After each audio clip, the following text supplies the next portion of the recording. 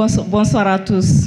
Bonsoir à tous. Le ministre des Mines l'a dit ce matin, le gouvernement de la transition œuvre à un secteur minier profitable et dans la durabilité.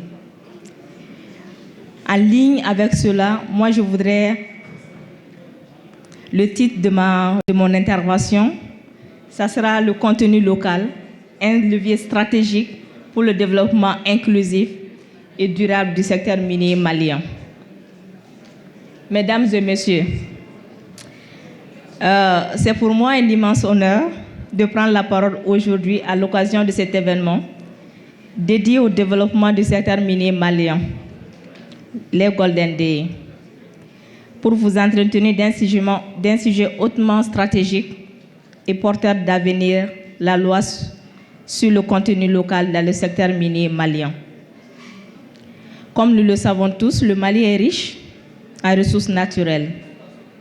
Notre sous-sol recèle de l'or, du lithium, du fer et d'autres minéraux qui font de notre pays l'un des pôles miniers majeurs de la sous-région.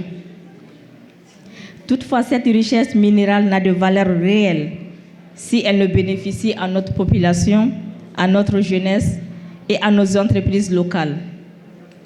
C'est là tout le sens du contenu local.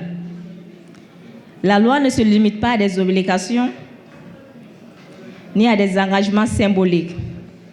Elle trace une nouvelle voie, celle d'une économie nationale qui s'approprie davantage la chaîne de valeur minière, qui renforce ses compétences et qui participe activement à la création de richesses.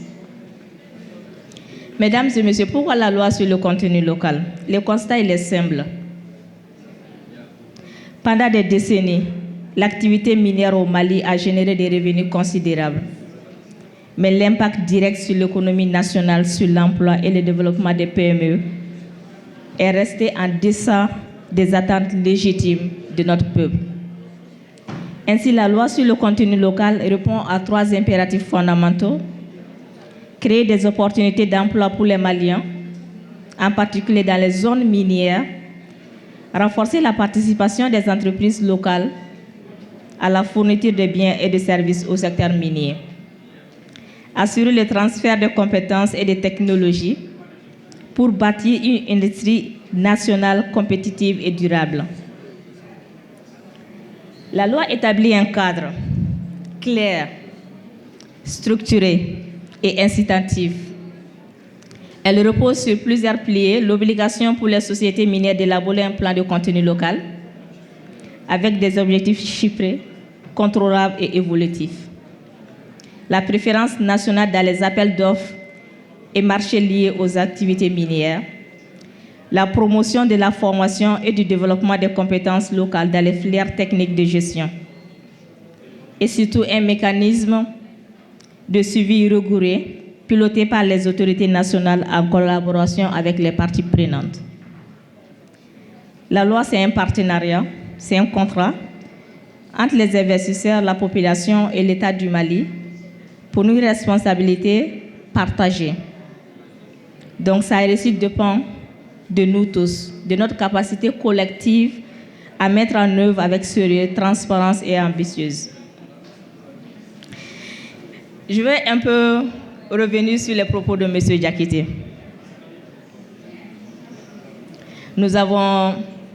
Il a pris l'exemple de l'orchestre de ce matin.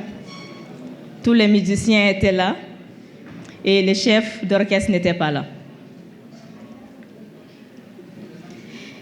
Mais ce qu'il a oublié de dire, ou qu'il a en un moment dit dans son discours, c'est qu'à côté de ces musiciens, de cet orchestre, il y a d'autres musiciens. Ces autres musiciens, il y a d'autres acteurs aujourd'hui.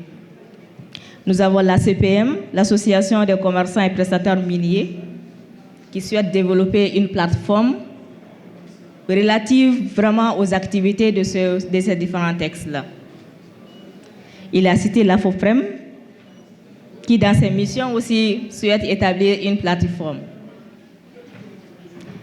Il n'a pas cité, mais il y a aujourd'hui la bourse de sous-traitance du secteur privé au niveau du patronat qui veut aussi créer une plateforme.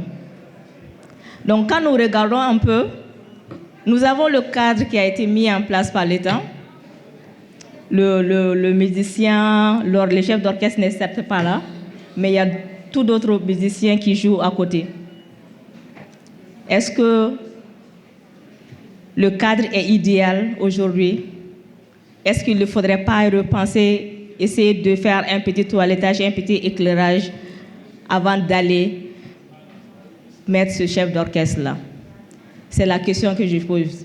J'espère que dans les discussions futures, nous aurons la réponse à cette question-là. Pour revenir dans mon discours, moi je dirais, aujourd'hui nous avons la loi sur le contenu local et nous sommes certes en retard, mais nous devons nous préparer à répondre, être prêts quand, comme il a si bien dit le chef d'orchestre Serera, qu'on puisse vraiment, valablement, s'assurer que cette loi sur le contenu local puisse fonctionner et dès l'entame du jeu. Donc pour ce faire, j'adresse aux entreprises minières d'être des partenaires dans la transformation économique du Mali. Investir dans le contenu local, c'est investir dans la stabilité, la compétitivité et la pérennité de vos activités. Je sais déjà que certains ont déjà emprunté la voie. Nous vous demandons de faire davantage. Aux institutions publiques que nous sommes, je pense qu'il y a les services techniques, les représentants qui sont là, à l'administration minière d'assurer que les règles soient appliquées de manière équitable, prévisible et cohérente. Aux jeunes et aux entrepreneurs maliens, la loi sur le contenu local est une opportunité pour nos entreprises, nos PME locales. Donc, ne ratez pas cette opportunité. Donc, la loi sur le contenu local, c'est plus qu'un texte.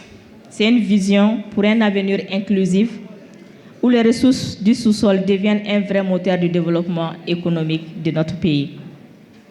Et ce n'est qu'en travaillant ensemble, secteur public, privé, société civile, que nous ferons de notre potentiel minier un véritable levier de développement. Je voudrais terminer en souhaitant que les débats qui suivront ces keynotes-là nous permettront d'avancer véritablement dans l'application par toutes les parties prenantes de la loi sur le contenu local. Je vous remercie de votre attention. Merci beaucoup.